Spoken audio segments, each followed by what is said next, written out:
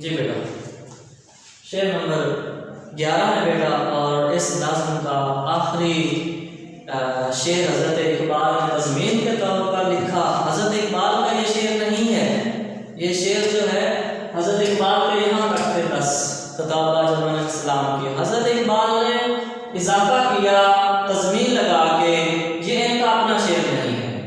یہ غنی کاشمیری ہیں، یہ ان کا شعر انہوں نے تضمین کے طور پر لگایا۔ اور فارسی میں وہ فرماتے ہیں کہ غنی، ان کا تخلص ہے شاعر کا غنی کاشمیری، غنی روزے سیاہ پیرے گنا را تماشا کن کہ نور دیدہ اش روشن کنن چشم زلیخا را۔ کہ یہاں جو ہے پہلی بات تو یہاں بیٹا دیکھیں کہ غنی کاشمیری جو ہیں وہ ایک یہاں واقعے کی طرف اشارہ کر رہے ہیں۔ قرآن مجید فرقان حمید میں بڑی ڈیٹیل کے ساتھ اللہ تبارک و تعالیٰ تفصیل کے ساتھ جو واقعہ وہ پیش کیا ہے۔ سورہ یوسف علیہ السلام پڑھیں بیٹا، اس میں حضرت یوسف علیہ السلام کا جو واقعہ ہے وہ سارا کا سارا اس میں قرآن مجید فرقان حمید میں بھی ہے۔ اس کا جو ہے ترجمہ پڑھیں اور تفسیر پڑھیں، آپ کو جو ہے وہ سارا آپ کے واضح ہو جائے۔ اب یہ جو انہوں نے شعر لکھا، یہ فرماتے ہیں پیرے گناہ سے مراد یہ روزے سیاہ سے بدبخت دن، پیرے گناہ سے مراد کنام کے جو پیر ہیں، کنام لوگ کے کنام، اس کے پیر، اس کے بزرگ، مطلب حضرت یعقوب علیہ السلام۔ رات تماشا کون، تماشا ہے، تماشا ہو رہا ہے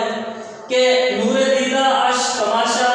روزے غنی روزے سیاہ پیرے گناہ رات تماشا کون کہ اے غنی پیرے گناہ کی بدبختی کا تماشا تو دیکھو کہ نور دیدہ اش اس کی آنکھوں کا جو نور ہے وہ روشن کر رہا ہے، روشن کنار کر رہا ہے کس کو؟ چشم زلیخا را، جو زلیخا کی جو چشم ہے اس کی زلیخا کو وہ ٹھنڈک پہنچا رہا ہے۔ ہم نے واقعہ جو ہے وہ پڑھا، آپ نے بھی بیٹا پڑھا کہ حضرت یوسف علیہ السلام جو ہیں وہ حضرت یعقوب علیہ السلام کے جو ہیں بیٹے ہیں، اور حضرت یعقوب علیہ السلام بھی نبی اور حضرت یوسف علیہ السلام بھی نبی۔ تو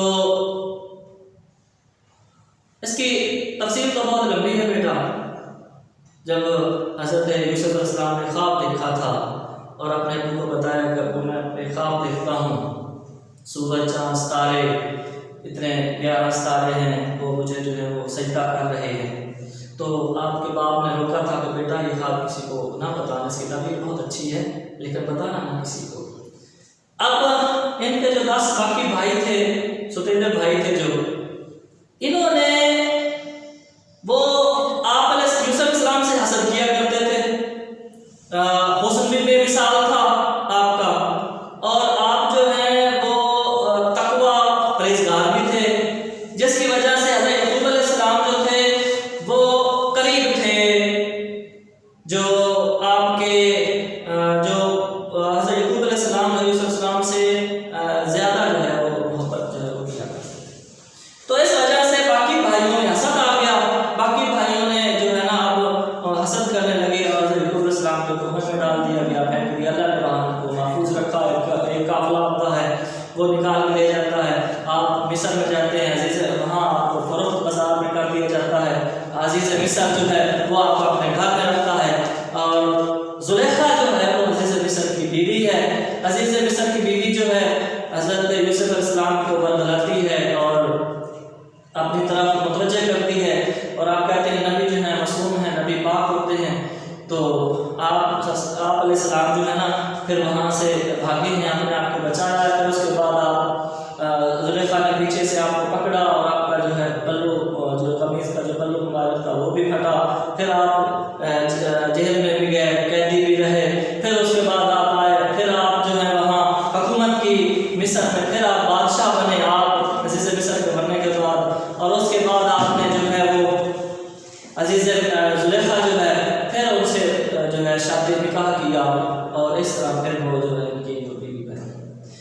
پہلے والی بات جو کہتے ہیں کہ زلیخا کی آنکھوں کو ٹھنڈک پہنچا رہے ہیں، ایسا ہرگز نہیں ہے، ایسی بات نہیں ہے بیٹا۔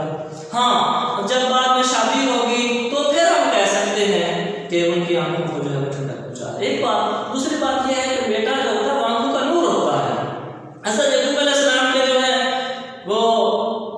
جو ہے یوسف علیہ السلام آنکھوں کی ٹھنڈک ہے، آنکھوں کی نور ہے، تو آنکھوں کا نور جب جدا ہو جاتا ہے تو آپ جو ہے روتے ہیں اور رو رو کر اپنے جو آپ کی یعقوب علیہ السلام کی بینائی ہے وہ چلی جاتی ہے۔ تو